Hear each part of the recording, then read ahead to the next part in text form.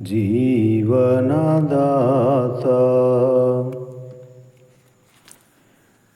ఉన్నవాడనువాడా నీకే స్తోత్రము. సృష్టికర్త సజీవుడా నీకే స్తోత్రము. ఉన్నవాడనువాడా నీకే స్తోత్రము.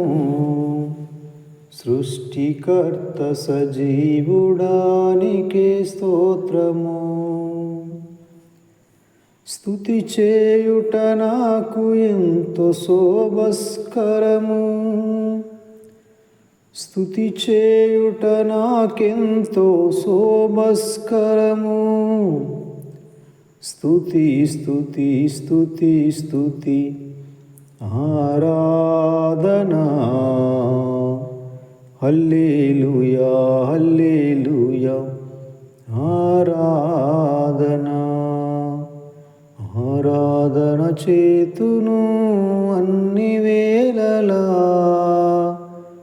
ఆత్మతో సత్యముతో ఆరాధింతును. ఆరాధన చేతును అన్ని వేళలా, ఆత్మతో సత్యముతో ఆరాధింతును. నా ప్రాణప్రియుడు యేసయ్యకు, నన్ను కన్న తండ్రి నా యేసుకు. ప్రభునామములో మీకందరికీ వందనాలమ్మా. దేవుని స్తోత్రాలు. ప్రియమైన సహోదరులరా, రాత్రికాలంలో దేవుని రాజ్యము దేనిని పోలి ఉన్నది, దేనితో దానిని పోల్చాలని ఆవగింజ, మహావృక్షము, వేవేల నివాసాలకి యోగ్యమైన స్థలము, అలాగే పుల్లని పిండి, విస్తారమైన పాత్రలో ఉన్న పిండిని పులిసి పొంగజేసే అభివృద్ధి. ప్రభువైన యేసుక్రీస్తు ఎవరి జీవితంలో సజీవంగా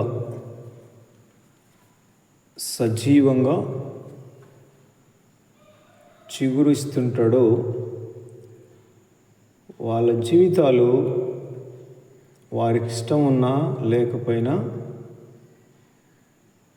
ప్రాసెస్ అనేది అభివృద్ధి, ప్రాస్పరస్ అంటే క్షేమాభివృద్ధి ఖచ్చితంగా జరుగుతుంది. ఎందుకంటే దేవుని చట్టము, సిస్టమ్ అలా ఉంది కాబట్టి ఇష్టం ఉన్నా లేకపోయినా క్రీస్తు మనలో చిగురు పెడుతుంటే మనలో నీతి, పరిశుద్ధత, యథార్థత, ప్రభువులో మనం ఆనందించడం, మన ఎడల ఆయన ఆనందించడం, ఇవి క్రమంగా ఆయనకు మనకు క్రమక్రమంగా బాంధవ్యము వృద్ధి పొందుతుంటే క్షేమాభివృద్ధి కూడా ఆశ్చర్యకరంగా జరుగుతుంది. ప్రియమైన సహోదరులారా, అది మనకు అంటే మన పరిస్థితులు మన ప్రస్తుతము దుఃఖకరంగా ఉంటాయి. మనం బైబిల్లో చూసినప్పుడు వారికేమో వాగ్దానాలు ఉన్నాయి, కానీ వాళ్ళ పరిస్థితి చూస్తే వాగ్దానానికి ప్రభు చెప్పిన క్షేమాభివృద్ధికరమైన వాగ్దానాలకి ప్రస్తుత పరిస్థితులకి పూర్తిగా వ్యతిరేకంగా ఉన్నాయి. 17 సంవత్సరాలప్పుడు యోసేపుని దేవుడు 2 దర్శనాల ద్వారా భవిష్యత్తుని తేట తెల్లం చేసినాడు.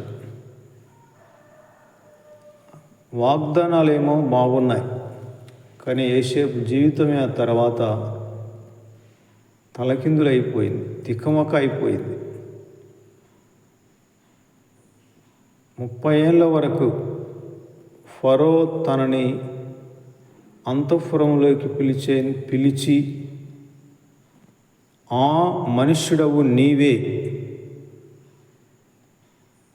దేవుని ఆత్మ కలిగిన ఇట్టి మనుష్యుని మనం కనుగొనగలమా అనేంత వరకు యోసేపు జీవితం తలకిందులైపోయింది. చితకలు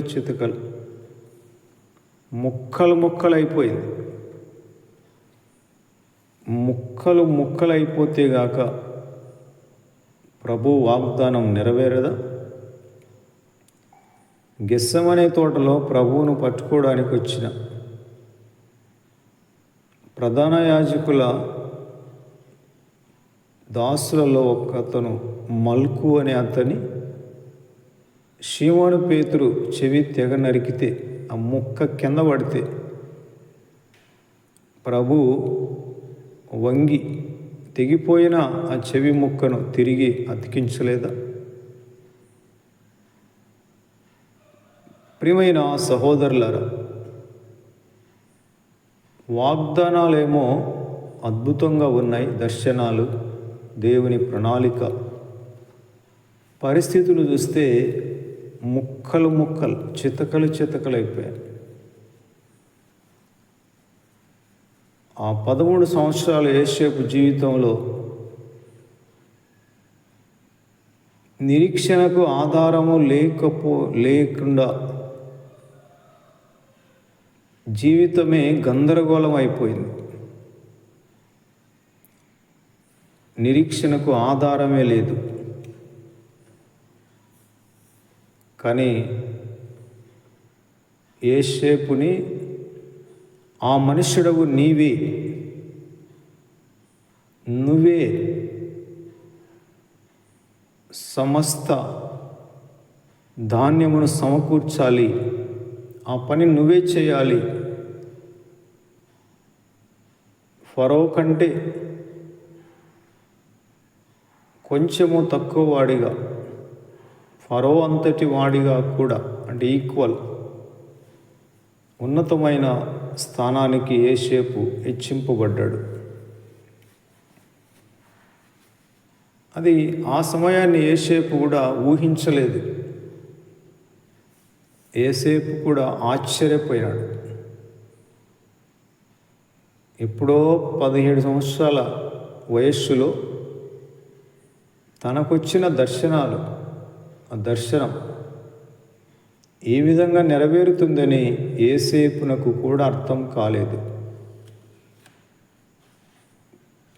మనకొచ్చిన దర్శనం అది ఎలా నెరవేరుతుందో మనకే అర్థం కాదు. కానీ మనం నిలిచి ఉండాలి. ఉండిన వాళ్ళు ఫలిస్తారు. నిలిచి ఉండాలంటే ప్రభువును ప్రేమించాలి. ప్రేమించు, నిలిచి ఉండు, ఫలించు. ఫలించాలంటే నిలిచి ఉండాలి, నిలిచి ఉండాలంటే ప్రేమించాలి. విశ్వాసము, నిరీక్షణ, ప్రేమ. విశ్వాసము, నిరీక్షణ, ప్రేమ.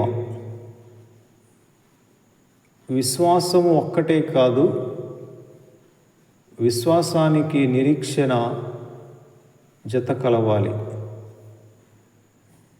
అలాగే నిరీక్షణకు ప్రేమ జత కలవాలి. కోడిగుడ్డులో పైన బుప్పిలాగా ఉండేది, అలాగే తర్వాత మెత్తని పదార్థము, దాని లోపల ఇంకా పొడి పదార్థం, ఇంకా చాలా మెత్తనిది. ఇదన్నీ కలిపితే అది కోడిగుడ్డు. అలాగే మనం ప్రభువులో కొనసాగాలంటే విశ్వాసము, నిరీక్షణ, ప్రేమ. ప్రేమ అన్నిటికంటే శాశ్వతమైనది, శ్రేష్టమైనది. ప్రేమ లేకపోతే విశ్వాసము, నిరీక్షణ పని చేయదు. హెబ్రీ పత్రికలో 11, 12, 13 అధ్యాయాల్లో విశ్వాసము 11వ అధ్యాయము, నిరీక్షణ 12వ అధ్యాయము, ప్రేమ అంటే తోటివారిని మనం వారి ఎడల ప్రేమ కలిగి ఉండాలి, ఆతిథ్యము, సమాధానం. 13 అధ్యాయాలు మనకి తేట తెల్లముగా బోధిస్తాయి. అలాగే సీమోను పేతురేమో నిరీక్షణ అపొస్తలుడు, యోహాను ప్రేమ అపొస్తలుడు, పౌలు గారేమో ప్రేమ విశ్వాసపు అపొస్తలుడు. వీళ్ళ ముగ్గురికి అవి ప్రత్యేకమైన డిగ్రీలు, పట్టాలు, స్పిరిచువల్ డిగ్రీస్. విశ్వాసం గురించి పౌలు గారు బాగా చెప్తాడు.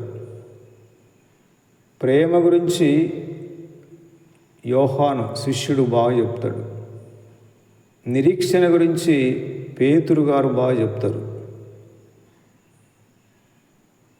3 పీటల త్రాడు త్వరగా తెగిపోదు అని ప్రసంగిలో ఉంది కదా.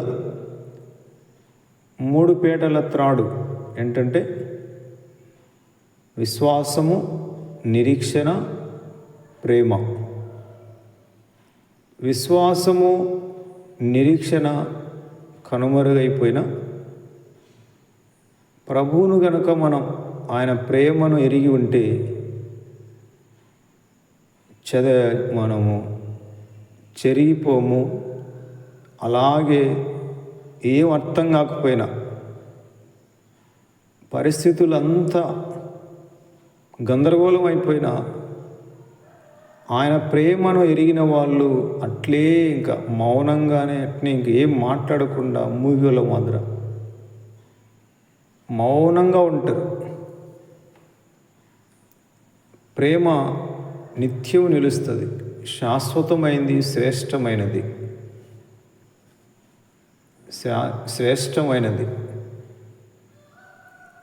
కనుక ప్రియమైన సహోదరులరా,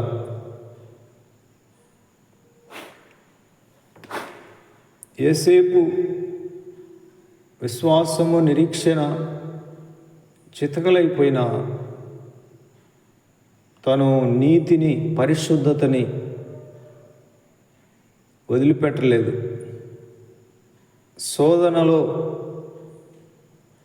శోధనలో మునిగిపోలేదు. తినడానికి తిండి లేకపోయినా నేను మాత్రం అన్యాయముగా, అక్రమంగా ఆశీర్వాదాన్ని పొందలేను. అందుకే పోతిఫెర భార్య అన్యాయంగా చెరసాలలో వేయించింది. చేయని నేరానికి యోసేపు 10 సంవత్సరాలు జైలు శిక్ష అనుభవించినాడు. చేయని నేరానికి. కానీ సమయం వచ్చినప్పుడు ఆశ్చర్యకరంగా ఫరో ద్వారా ప్రభువు యోసేపును హెచ్చించినాడు.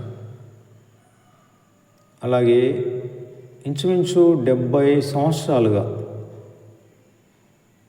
తల్లి ద్వారా ప్రవక్త అయిన మోషే గారు ఇశ్రాయేలులకి విమోచకుడిగా దర్శనం కలిగి ఉన్నాడు, తపన కలిగి ఉన్నాడు.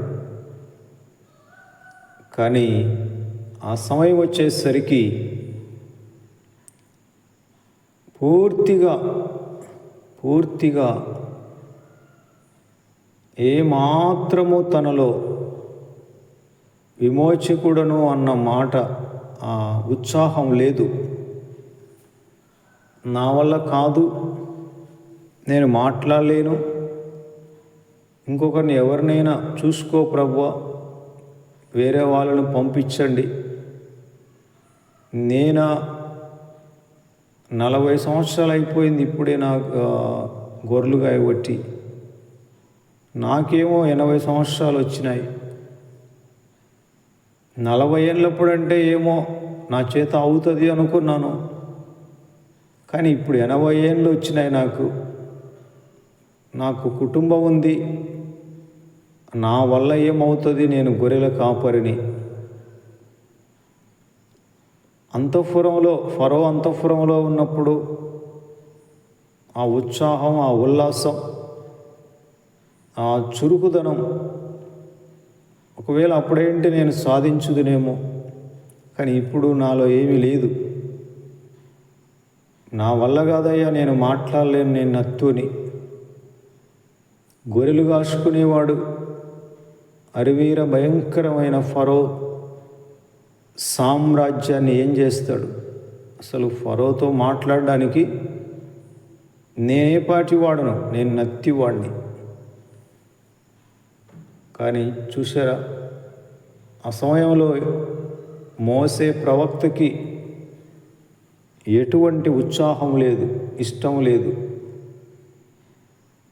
70 సంవత్సరాలుగా ఆ మంచి పదార్థాన్ని, అంటే నా ప్రజలని విడిపించుకోవాలా, నేను విమోచకుడిని అన్న దర్శనంతో రగిలినాడు. కానీ పరిస్థితులు చూస్తే తారుమారైపోయి తన జీవితాన్ని ముక్కలు చేసినాయి. ఇంక ఇష్టం లేదు, ఇంకేముంది, 80 సంవత్సరాలు వచ్చినాయి, 2 పిల్లలు కలిగినారు. ఈ సమయంలో నేనేం చేస్తాను, ఎందుకు ఇంకా ఏదో గొర్రెలు కాసుకుంటా, ఇంకా మిగిలిన జీవితం కుటుంబంతో హల్లెలూయా స్తుతి మహిమ, హల్లెలూయా హల్లెలూయా స్తోత్రములు, యేసు నీ గొప్ప కార్యములని పాట పాడుకుంటా కుటుంబంతో నేను ఆరాధన చేసుకుంటాను. నాకెందుకయ్యా, రేపో మాపో వెళ్ళిపోయేవాడికని అన్నట్టుగా ఆ పరిస్థితుల్లో ఉన్నాడు. మీరు అనుకునని గడియలో మనిషి కుమారుడు వస్తాడంటే ఇదే. అంటే దేవుని కార్యాలు మనం ఊహించలేము. ఆ సమయంలో మనకి ఎటువంటి ఉత్సాహము ఉండదు. కానీ ప్రభు వదిలిపెట్టినాడా?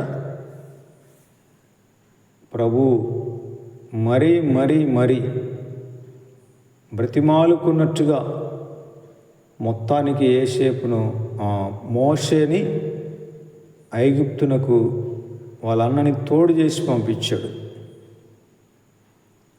మనం కూడా అనుకుంటాం, ప్రియమైన సహోదరులరా, ఇప్పుడు నా శరీరంలో అది బాగలేదు, ఇది బాగలేదు, నేనేం చేస్తాను, నా ఇప్పుడు వయసు ఎంత, 40 దాటినాయి, ఏముంది ఇంకా జీవితం, నేనేం సాధించేదేముంది, మనం సాధించేది ఏముంది అనుకున్నా, మనం నిలిచి ఉన్నాం క్రీస్తు పాదాల దగ్గర. క్రీస్తు ప్రేమ మనలో ఉంది, ఆ ప్రేమ మాధుర్యం తెలుసు. అందుకే మన ఇష్టము కాదు, పౌలు గారు అంటాడు, నేను ఇష్టపడకపోయినా గృహ నిర్వాహకత్వము నాకు అప్పగించబడినది. చూశారా, మనము ఏదో చేయాలని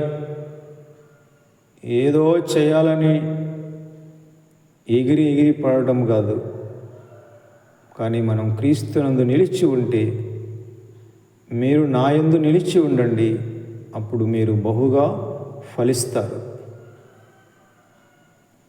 ప్రియమైన సహోదరులారా, దావీదు కూడా 17 ఏళ్ళప్పుడు అభిషేకాన్ని పొందాడు, ఇశ్రాయేలుకి రాజుగా. కానీ ఆ తర్వాత జీవితం ముక్కలైపోయింది. సౌలు తరిమి తరిమి తరిమి ఎక్కడికి పోయినా పోనీలే.